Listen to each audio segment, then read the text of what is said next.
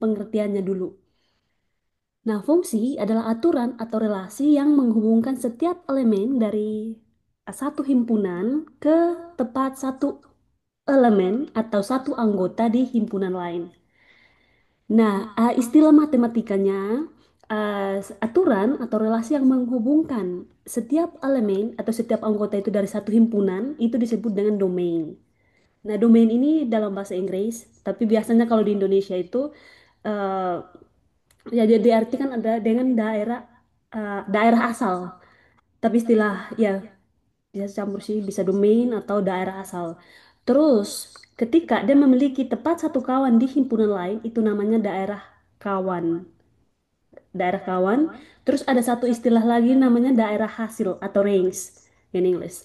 So, nah notasi fungsi seperti ini dilambangkan dengan fx, dibaca itu